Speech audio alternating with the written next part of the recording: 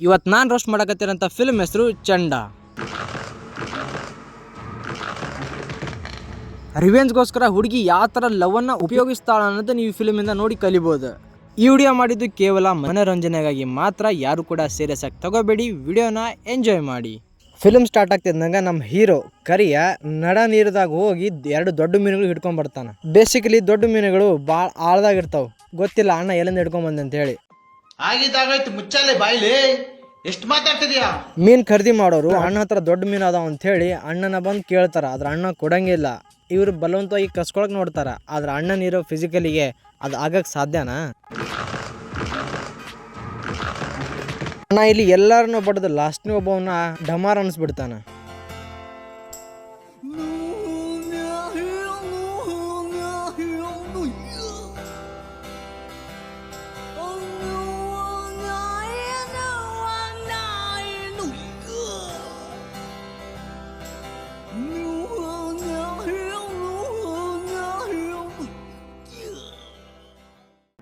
ನೋಡು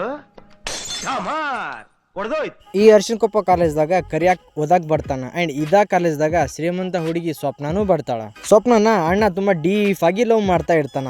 ಇದು ಸ್ವಪ್ನಾಗೂ ಗೊತ್ತಿರಲ್ಲ. ಆಕ್ಚುಲಿ ಇದು PUC ಕಾಲೇಜ್. ಆದ್ರ ಇವ್ರು ನೋಡಿದ್ರ MA PhD ಮಾಡೋರ್ ಹಂಗ ಕಾಣಕ್ ಕುಂತಾರ. ಕರಿಯ ಬಾಳ ದೂರದಿಂದ ಬರೋಕ್ಕಿಂತ ಮುಂಚೆನ ಇವ್ರಿಗೆ ಗೊತ್ತಾಗ್ಬಿಡ್ತೈತಿ. ಯಾಕಂದ್ರ ಕರಿಯ ಬರೋ ಟೈಮ್ದಾಗ ಯಾರೋ ಕ್ಲಾಸ್ ರೂಮ್ದಾಗ ನ್ಯಾಚುರಲ್ ಬಾಂಬ್ ಹಾಕ್ಬಿಡ್ತಾರ. ಆದ್ರ ಪಾಪ ಈ ಅಪವಾದ ನಮ್ ಕರಿಯನ್ ಮ್ಯಾಗ ಹೋಗೈತಿ. ನನಗಂತೂ ಈ ಜೀವನವೇ ಬೇಸರವಾಗಿ ಹೋಗ್ಬಿಟ್ಟಿದೆ. ಕರಿಯ ಕಾಲೇಜ್ದಾಗ ಅಡ್ಮಿಷನ್ ಮಾಡ್ಸಿಲ್ಲ, ಆದ್ರೂ ಕೂಡ ಇವ್ರು ಕಾಲೇಜ್ದಾಗ ಕರ್ಕೊಂತಾರ, ಕ್ಲಾಸ್ ರೂಮ್ದಾಗೂ ಕರ್ಕೊಂತಾರ. ಹಂಗಂತ ನೀವು ಇವ್ರು ಕರಿಯನ್ ಮ್ಯಾಗ ಪ್ರೀತಿ ಐತಿ, ಮಮಕಾರ ಐತಿ ಅಂತ ಅನ್ಕೋಬೇಡ್ರಿ.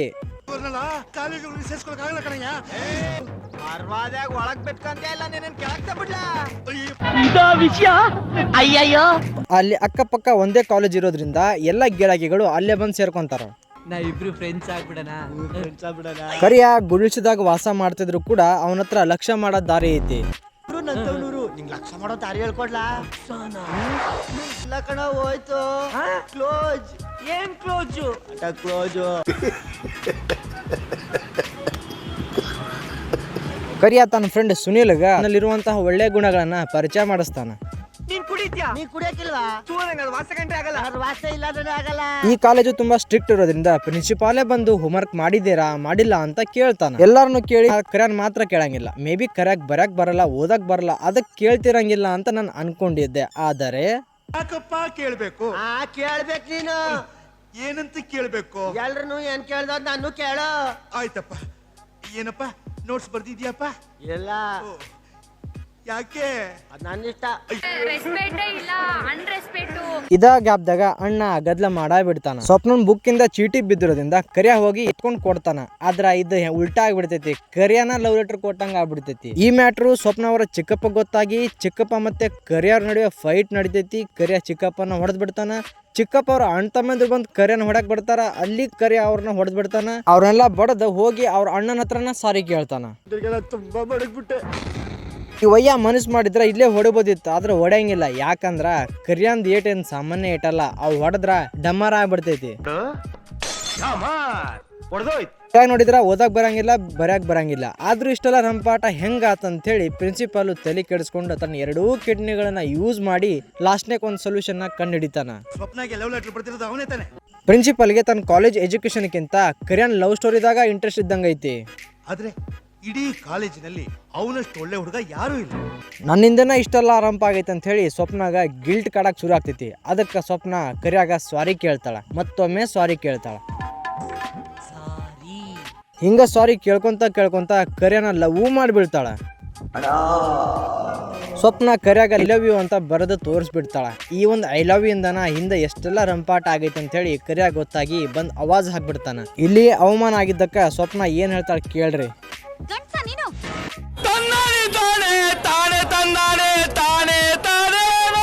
ಇದು ಹೋಗ್ಲಿ, ಇಲ್ಲಿ ಇನ್ನೊಂದು ಡೈಲಾಗು ಹೇಳ್ತಾಳ.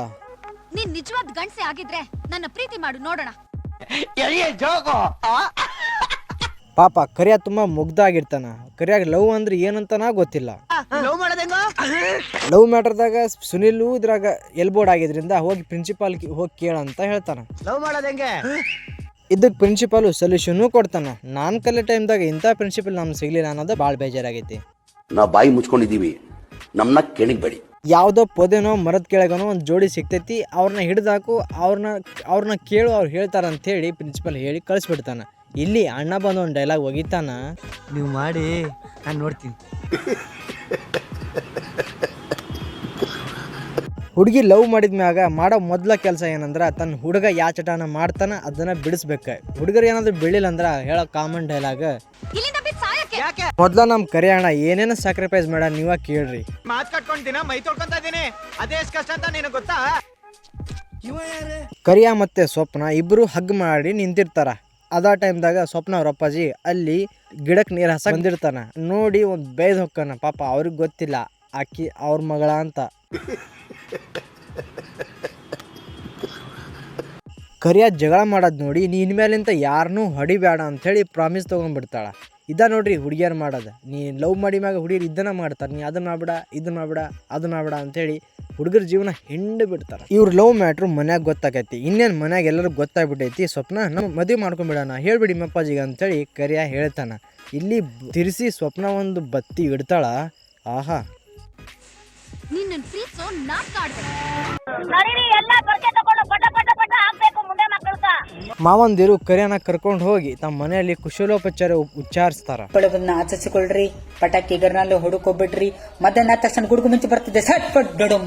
ಕರಿಯ ಜೈಲಿಂದ ತಪ್ಪಿಸ್ಕೊಂಡು ಬರ್ತಾನ. ಅವತ್ತ ಸ್ವಪ್ನದ ಮದುವೆ ಇರ್ತೈತಿ. ಮದುವೆ ಹೊಕ್ಕನ. ಆದ್ರ ಅಷ್ಟ್ರಾಗ ಸ್ವಪ್ನ ಆಲ್ರೆಡಿ ಸ್ವರ್ಗಕ್ಕೆ ಹೋಗ್ಬಿಟ್ಟಿರ್ತಾನೆ. ಇದೇನಾಯ್ತು ಈ ಟೈಮ್ದಾಗ ಟ್ವಿಸ್ಟ್ ಅಂತ ನಾನು ಅನ್ಕೊಂಡಿದ್ದೆ. ಆ್ಯಕ್ಚುಲಿ ಸ್ವಪ್ನಾಗ ರಿಯಲಿಯಾಗಿ ಕರಿಯರ್ ಮ್ಯಾಗ ಲವ್ ಆಗಿಬಿಟ್ಟಿರ್ತೈತಿ. ಆದ್ರೆ ಇದನ್ನ ಮನ್ಯಾಗ ಹೇಳಿದ್ರೆ ಒಪ್ಪಂಗಿಲ್ಲ ಅಂತೇಳಿ ಸ್ವಪ್ನ ಈ ನಿರ್ಧಾರ ತೊಗೊಂಡ್ಬಿಟ್ಟಿರ್ತಾಳ. ಸ್ವಪ್ನನ ಮಣ್ಣು ಮಾಡಿರೋ ಜಾಗದಲ್ಲಿ ಬೇರೆ ಯಾರನ್ನೂ ಮಣ್ಣು ಮಾಡಬಾರ್ದು ಅಂತ ಹೇಳಿ ಆ ಜಾಗದ ಕಾವಲು ಕಾಯ್ತಾನ. ಅಲ್ಲೇ ಊಟ ಮಾಡ್ತಾನ, ಅಲ್ಲೇ ಮಕ್ಕೊಂತಾನ. ಇಲ್ಲಿಗೆ ಈ ಫಿಲ್ಮ್ ಎಂಡ್ ಆಗತಿ.